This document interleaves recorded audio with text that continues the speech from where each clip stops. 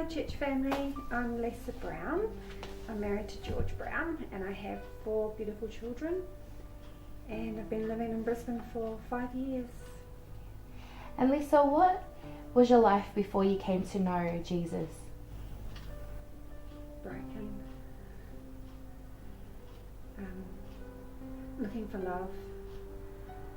I came from a beautiful home with a beautiful mum and dad, and went to church as a little girl and loved God.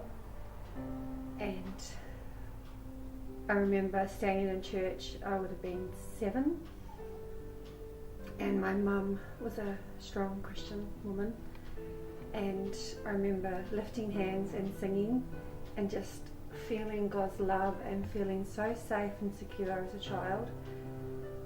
And then my world crashed. My mum died when I was 8, and our family kind of just,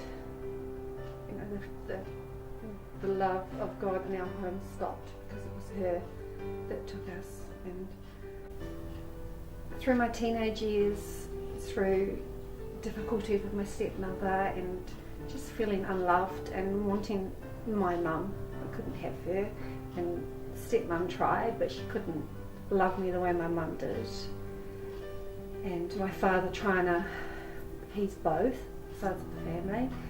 It felt like I knew God was there, but I just didn't know how to reach out to him, and I didn't want to sacrifice life as a teenager and things that were going to come my way and things that I was wanting to do, but I also needed love. So I went looking for it in all the wrong places and found myself pregnant at 18 and had a wee baby girl, a beautiful Sammy, and found love in her. But when you have love that's not in God and you put it in things, it's not enough. You're always searching for more. And so again, I'm looking for love again, and found it in broken relationships and heartache, and putting trust and love in men and man. Through all of it, in my dark times and my sad times, I would say, Lord, keep me, just please just keep me. I don't understand, I don't even know what religion is what. People came knocking on my door and I told them I was Catholic, because I just didn't know. I knew there was a God, but I just couldn't remember the details from when I was little. So to me it was Catholic, because that's what's on TV, so that's what I am. What prompted you to seek Jesus? I found myself in a situation with 3 children, no husband, living at home with my parents after living on my own, and scared for what my future was going to be, thinking, am I always going to live with my dad and my stepmom forever? Is this going to be my lot in life? And looking after the home and looking after my sister's children, and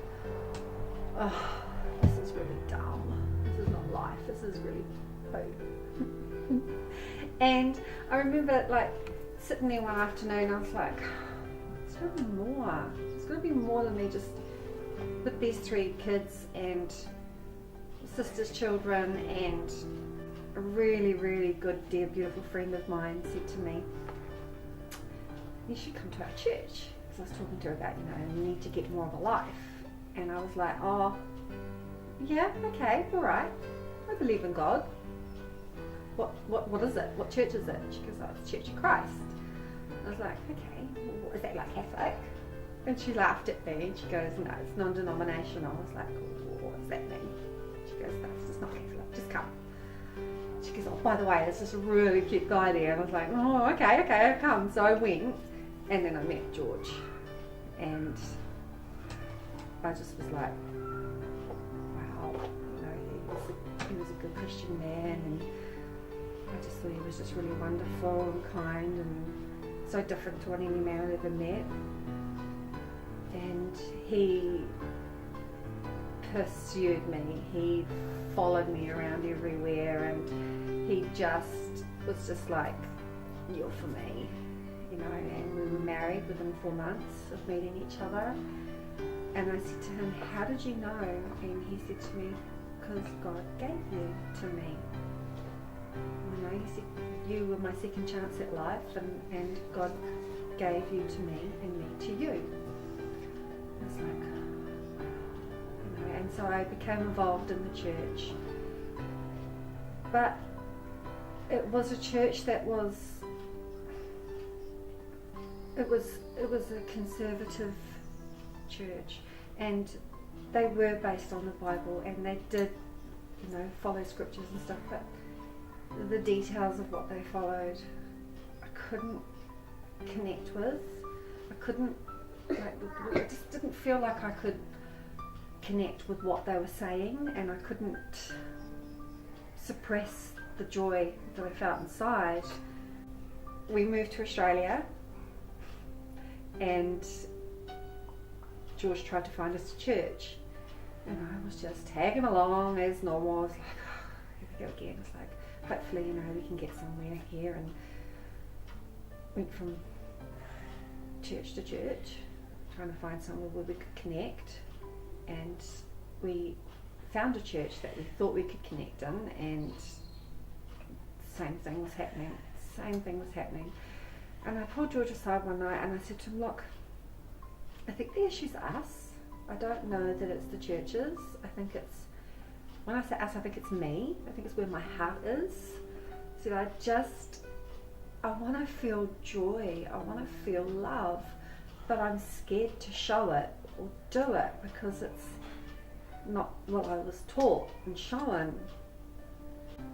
And David Vaka came knocking on our door a couple of weeks later and said that they'd started this church in Springfield, and he showed me a flyer, and on it was Shelley's kids. I was like, it's Shelley's children, because I knew Shelley through Jess, through the gym and whatnot.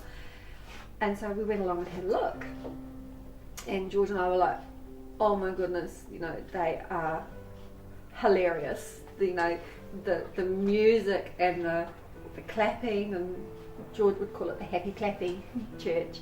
And I was a little scared, but just a little fire just went, you know, just a little ignite of something in there, and I was like, oh, it piqued my interest. I was like, this is really different, but kind of cool.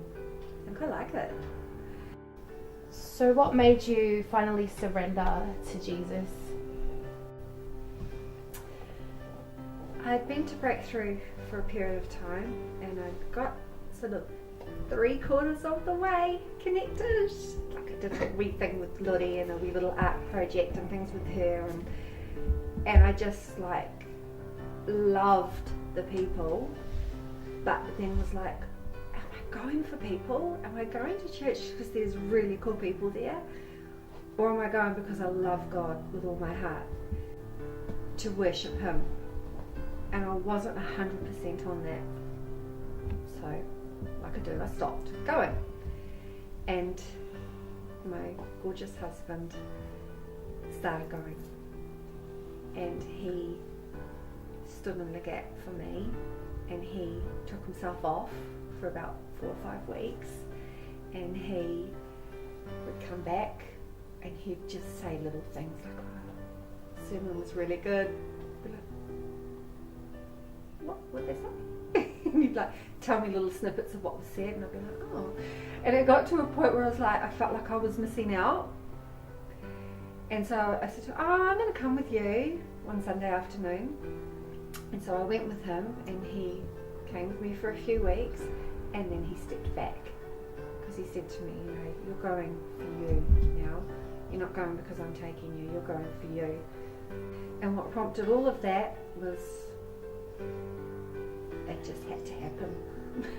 I think God had had enough of nudging me. I think he said, that's enough now. You know, I've been standing here nudging you for 39 years.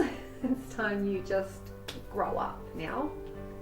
So how do you feel now that you are now knowing Jesus? I don't feel broken anymore, you know, I just don't. I've just got this peace and this happiness, and I'm not delusional. I know I can't 24/7 be happy all the time, but I just really am, you know, and I just talk to him, and I just give him everything, and I let it go. And hurt comes at me, and you know, I don't know if it's Satan whispering in my ear or whatever it is, but when there's negative things come at me, I just pray. I just stop what I'm doing and I pray, I say, Lord, you know, help, take it, you know. What would your message be to those watching this, or those who are seeking Jesus for themselves as well? Simple. He loves you. It doesn't matter what you've done. It doesn't matter if you're shamed. It doesn't matter of anything. Nothing matters. Just God. And if you place him the centre of everything, then it'll be okay. You know, he will bring you through everything, and he won't give you anything that you can't handle, and he will always pick you up. Thank you.